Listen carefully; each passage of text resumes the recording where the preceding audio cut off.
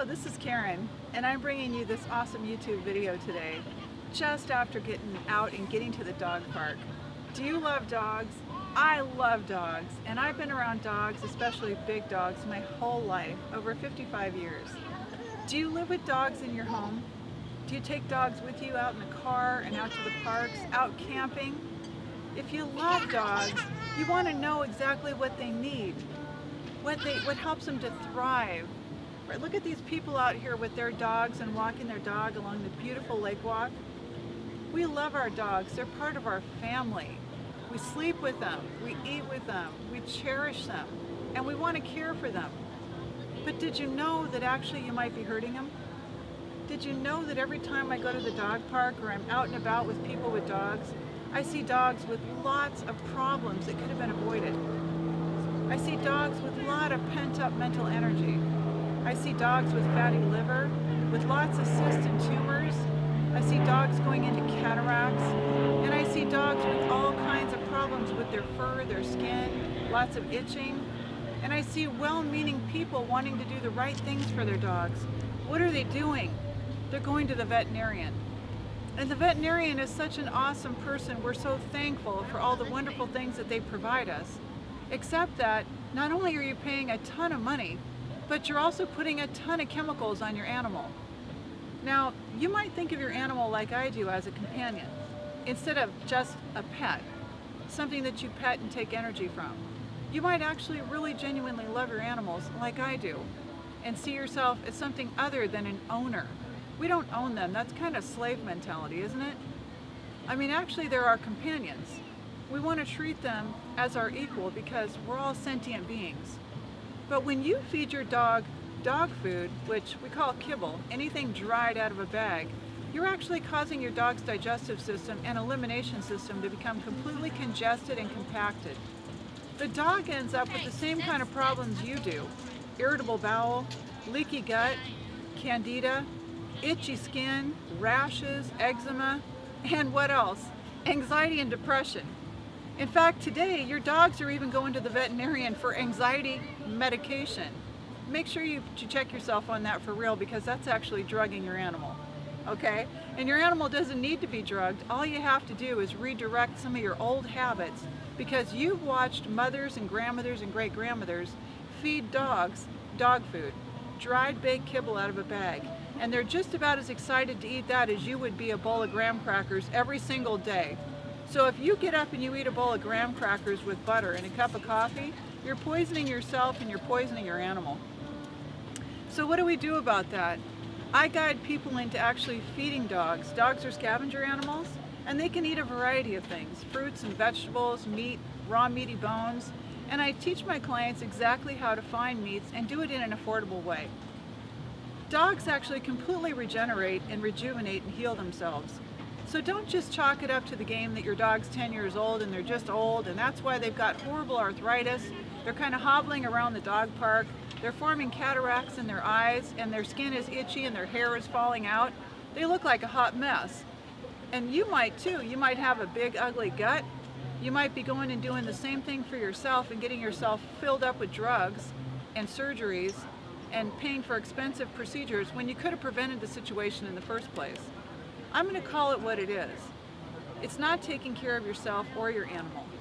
So if you're spending hundreds or thousands of dollars a year at the veterinarian's office, and you're putting the front line, the flea and the tick control chemicals down the dog's spine, and you're wondering why the dog seems extra clingy, why the dog seems like it's kind of moody, why the dog seems to be rolling over and trying to rub something off of its back, it's because you just poisoned your animal with something that you actually paid a lot of money for.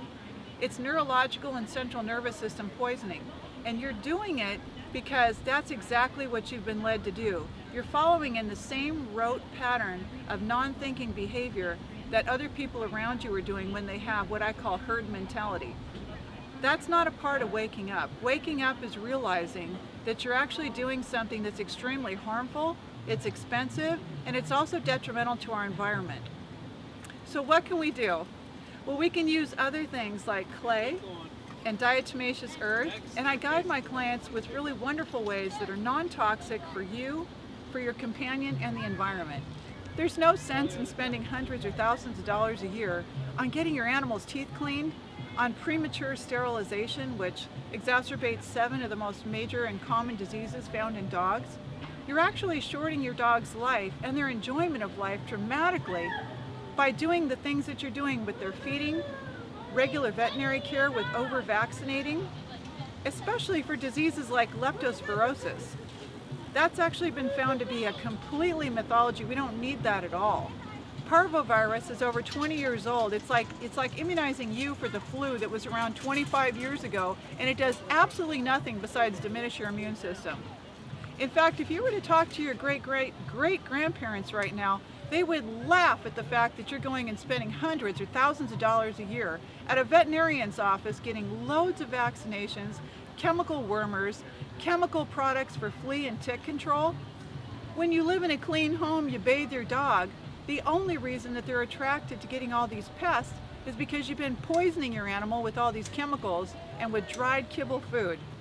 Now I know it feels really difficult for you. You're really resistant. You don't want to change. You want to stay fat and happy, and you want to poison your dog at the same time. But it's not working for anybody. And actually what's happening is it affects the whole collective consciousness. When we poison the environment, we poison our dogs, and we poison ourselves. We can see it all around us. Large guts, big jowls, aching thyroids, mental disturbances, lots of rabid anxiety, talking super fast, and the endless glut of antidepressants that are even given to dogs now. All of this can be remedied very simply. The dogs can start to feel comfortable in their own skin, like the rest of us who want to be a natural goddess. Comfortable in our own skin, not worrying about how we're going to figure out how to take off that next 20 pounds, what kind of diet scheme we're going to get on, what kind of next vaccine is going to protect us. Haven't we learned enough from the HPV vaccine? We saw women, young, beautiful women that were athletes, paralyzed shortly after receiving the vaccine.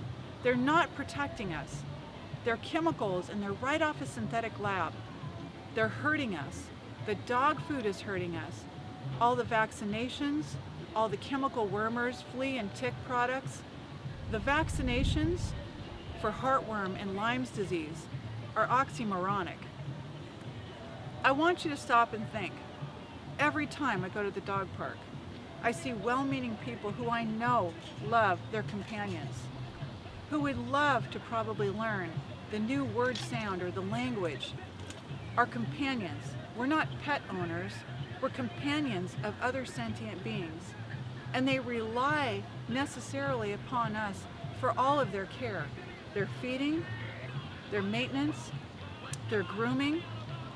So one last thing before we end this video. If you're taking your dog to a standard dog trainer, imagine how it would feel to send your young child to go learn commands. Sit, stay, lay down, come Coda, come Nora. You're just being bossed around all the time in a world that you have absolutely no control over, except that you get to wait around and sit around all day long while your owners go to work. And then maybe they let you out at the dog park for half an hour where you just bust out at the seams and you go running. Stop and think for a moment. This is not the life of a dog. A dog's life is to sleep and run and play, and their work is to go find their food. They're scavenger animals, just like we're designed to be nomadic or geared to be nomadic. I know you love your dogs. They're your companions. I know you want to change, even if it feels hard at first, but they're not comfortable in their skin, and they're not because they're under the same influence you are. And that's what I'm here to help do, is to help guide us into a better, brighter, healthier reality, one that we have available for our great-grandchildren down the road. Thank you for listening today.